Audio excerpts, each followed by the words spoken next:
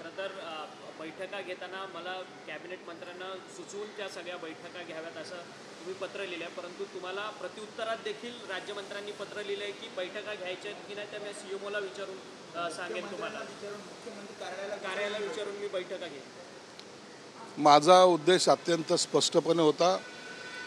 काही विषय असे असतात की ज्यामध्ये एखादा जर निर्णय घ्यायचा ठरलं तर तो राज्यमंत्र्याच्या अधिकारात येत नाही किंवा एखादा विषय माझ्यासुद्धा अधिकारात येत नाही।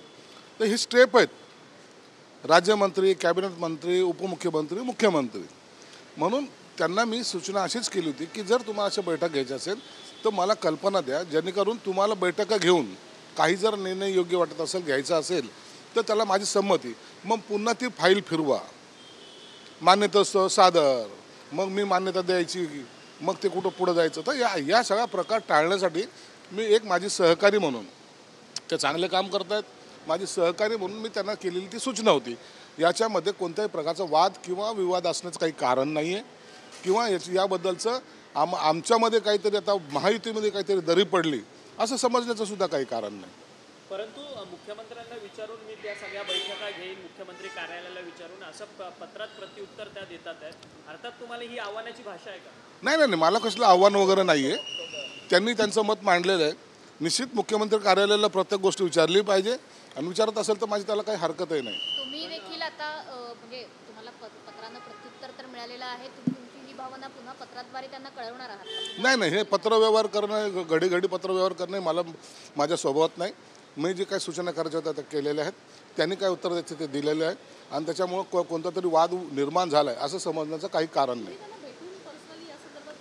नाही, आता तसं काही भेटण्याचं काही प्रयोजन नाही। आता मी गावाकडे चाललेलो आहे। सर, त्यासोबतच रोहित पवार असं म्हणतायत की सरकारमधल्या अनेक मंत्र्यांचे फोन टॅप होत आहेत, त्यांच्या म्हणण्यामध्ये तथ्य आहे असं तुम्हाला वाटतंय की असं काही षडयंत्र सुरू आहे असं तुम्हाला वाटतंय? कारण रोहित पवार असं म्हणतात, त्यांना काय करायचं?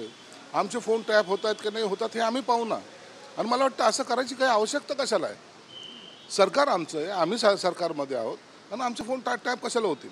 म्हणून अशा गोष्टी ज्याला काही बेस नाही, अशा बेसलेस गोष्टी तर रोहित पवारने बोललेल्या आहेत। यापूर्वी सुद्धा विरोधकांनी असं म्हणलं होतं गेल्या सरकारमध्ये की आमचे फोन टॅप होतात, असे आरोप सुद्धा झालेले आहेत। गेल्या वेळेला त्यांनी सांगितलं विरोधकाचे फोन टॅप होतात।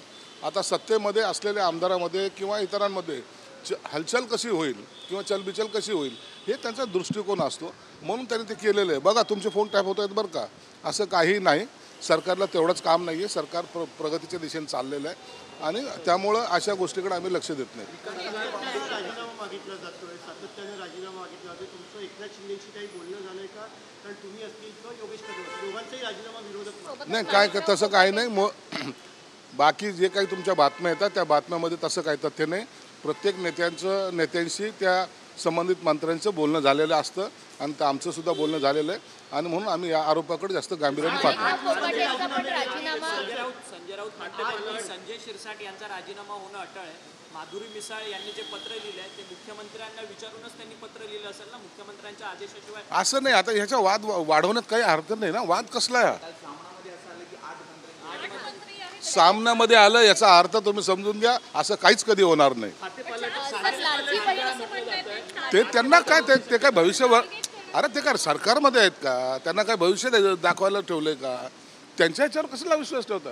आम्ही सत्ताधारी आहोत, आम्हाला माहिती ना काय घडतं म्हणून। अटकळ बांधली जाते की माणिकराव कोकाटेंचा सुद्धा पुढच्या 2 दिवसात राजीनामा घेतला जाईल। या बाबतीमध्ये कोणताही निर्णय झालेला नाही आणि निर्णय घेण्याचे ज्यांच्याकडे अधिकार आहे ते याच्यावर अधिकृत बोलतील। श्रीकांत शिंदेच्या फाउंडेशनमध्ये खूप मोठा घोटाळा झाला आहे असं संजय राऊत म्हणतात आहेत। झारखंडमध्ये दारू घोटाळा झाला, त्या दारू संजय राऊतला सकाळी उठलं कुणावर तरी आरोप करायचे असतात, टार्गेट कधी कुणाला तरी करायचा असतं, तो त्याचा स्वभाव झालेला आहे। त्या स्वभावानुसार तो रोज प्रेस घेतो, रोज सकाळ 10 वाजता तुम्हाला तो भोंगा चालू होतो, म्हणून त्याच्याकडे आम्ही दुर्लक्ष करतो।